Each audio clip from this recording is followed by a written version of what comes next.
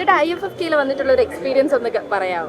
ഞാൻ വന്നിട്ട് നമ്മൾ പണ്ടൊക്കെ യൂത്ത് ഫെസ്റ്റിവൽ യുവജനോത്സവം സബ് ജില്ലാ കലോത്സവമൊക്കെ പോകില്ലേ, അവിടെ ചെന്ന് കഴിയുമ്പോൾ കുറേ വേദികൾ ഇങ്ങനെ ഞാൻ എല്ലാവരും തോന്നി നടക്കുന്ന ആളാണ്. എനിക്ക് അതേപോലെ ഭയങ്കര ഫീലാണ്. എൻ്റെ ഫസ്റ്റ് അനുഭവമാണിത്. ഞാനിത് അക്കാദമിയിൽ മെമ്പറായിട്ട് ഫസ്റ്റ് പ്രോഗ്രാമാണ് ഇത്. ഭയങ്കര എക്സ്പീരിയൻസ്, ഭയങ്കര എക്സൈറ്റഡാ, അടിപൊളി. അല്ല, അപ്പൊ ഇത്രയും വർഷവും എന്തുകൊണ്ടായിരിക്കും ചേട്ടാ ഇതിലോട്ട് പിന്നെ മെമ്പറാവാൻ ഇരുന്നതെന്ന് തോന്നിയിട്ടുണ്ടോ? അല്ല, അത് അങ്ങനെ പറഞ്ഞിട്ട് കാര്യമില്ല. ബാഹുബലി ഇത്ര അടുത്തല്ല എടുത്തത്, അതിന് മുമ്പ് എടുക്കാറുന്നല്ല എന്ന് പറഞ്ഞ പോലെ അതിൻ്റെതായ സമയം വരും. അത് നമുക്ക് ലോകത്തിൽ ഒത്തിരി ഒത്തിരി വില കൂടി അവാർഡ് ഉണ്ടെങ്കിലും ഇങ്ങനെ ഒരു നമുക്ക് ഇതിലൊരു അംഗത്വം കിട്ടിയത് തന്നെ ഏറ്റവും വലിയ അവാർഡായിട്ട് കാണുന്ന ആളാണ്. പുതിയതായിട്ട് വന്നതുകൊണ്ട് തന്നെ ഇവിടുത്തെ വൈബ് എങ്ങനെ ചേട്ടന് തോന്നുന്നു? ഇപ്പൊ ശരിക്കും പറഞ്ഞാൽ അമ്പലപ്പറമ്പിൽ ഒറ്റപ്പെട്ട പിള്ളേരില്ലേ അവസ്ഥ ഭയങ്കര രസമുണ്ട്. ഞാൻ പടങ്ങൾ കണ്ട് കണ്ട പടങ്ങളൊക്കെ അടിപൊളി പടമായിരുന്നു. പക്ഷെ പിന്നെ കാണാൻ പറ്റാത്ത പടങ്ങൾ നമ്മുടെ കൂട്ടുകാർ ഫ്രണ്ട്സൊക്കെ കയറിയിട്ടുണ്ടല്ലോ, അതും അവരുടെ അഭിപ്രായം കേട്ട് കഴിഞ്ഞപ്പോൾ അതും കൂടി കാണണമെന്നുണ്ട്. പക്ഷേ ഒരേ ടൈമിൽ 2 സ്ഥലത്ത് നടക്കണോണ്ട് പിന്നെ അതുമല്ല, ഇവിടുന്ന് ഞാൻ വന്നതിന് ശേഷം എനിക്ക് 1-2 തിയേറ്ററിൽ നമുക്ക് ഈ മൊമെൻ്റ് കൊടുക്കലും അങ്ങനത്തെ ചടങ്ങൊക്കെ ഉണ്ടായി. അപ്പോൾ അതിനൊക്കെ അറ്റൻഡ് ചെയ്യണോണ്ട് പടം അങ്ങനെ മിസ് ചെയ്ത് രണ്ടുകൊണ്ടും.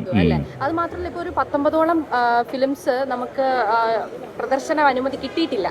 അപ്പോൾ അതിനെക്കുറിച്ച് എന്താണ് ചേട്ടന് പറയാനുള്ളത്? അതിനെക്കുറിച്ച് അതിൻ്റെ കാര്യങ്ങൾ ചർച്ചയും സംസാരമൊക്കെ നടന്നുകൊണ്ടിരിക്കുന്നതല്ലേ ഉള്ളൂ. എന്തായാലും പോസിറ്റീവായിട്ടുള്ളൊരു തീരുമാനം ഉണ്ടാവും. അപ്പോൾ ഇത് ഞാനീ പറഞ്ഞത് നമ്മൾ സിനിമ സാധാരണ നമ്മൾ സിനിമ കണ്ടിറങ്ങുന്ന ഒരു ഫീൽ വേറെ. ഇവിടെ നിന്നൊരു സിനിമ കണ്ടിറങ്ങുമ്പോഴത്തേക്ക് സിനിമ ആർട്ടിസ്റ്റുകളിലുപരി സിനിമ കണ്ടുമ്പോൾ മമ്മൂക്ക മോഹൻലാൽ അങ്ങനെയല്ലേ, അതിലുപരി നമ്മൾ ഇതിൻ്റെ ഡയറക്ടർ അങ്ങനെയുള്ള കാര്യങ്ങളിലൊക്കെ നമ്മൾ അങ്ങനെയുള്ള ആൾക്കാർ പുറത്തുനിന്ന് വിദേശത്ത് നിന്നൊക്കെ ഡയറക്ടർമാരൊക്കെ അല്ലേ, അവരെ കാണുമ്പോൾ നമ്മൾ ഭയങ്കര കൗതുകത്തോട് നോക്കി നിൽക്കുന്നതാണ്.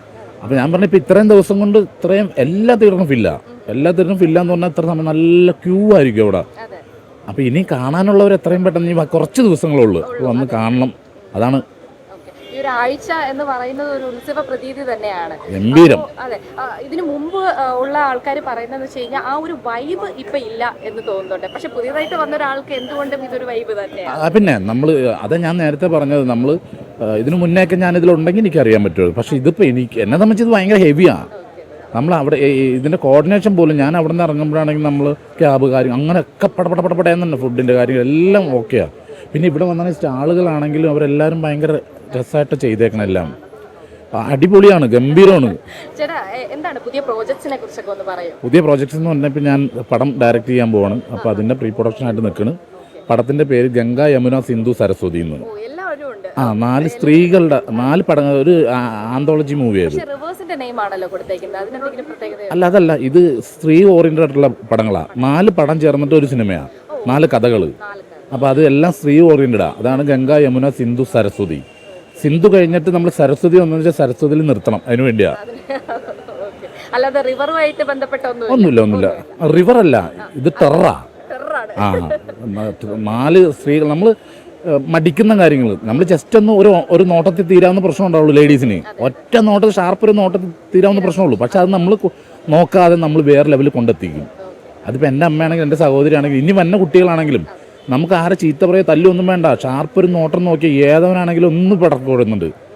അപ്പം നമ്മുടെ 4 കഥാപാത്രങ്ങൾ അങ്ങനെയുള്ള കഥാപാത്രങ്ങളാണ്. തീർച്ചയായും എനിക്ക് തോന്നുന്നു ഇപ്പോൾ ഈ ഒരു അവസരത്തിൽ നമുക്ക് പറയാൻ പറ്റുന്ന ഒരു സിനിമ തന്നെയായിരിക്കും ഇപ്പോൾ പറഞ്ഞ സിന്ധു സരസ്വതി യമുന ഗംഗ എന്ന് പറയുന്ന ഈ ഒരു ഫിലിം.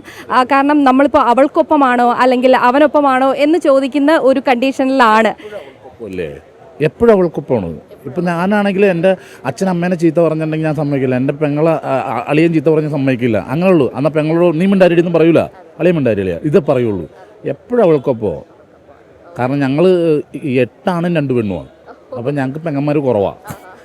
അപ്പം അത് കാരണം ഭയങ്കര ഇഷ്ടം. അതുകൊണ്ടല്ല, നോർമലി എല്ലാവർക്കും സ്ത്രീകളോട് ഇഷ്ടവും ബഹുമാനവും ഒക്കെ ഉണ്ട്. Thank you so much.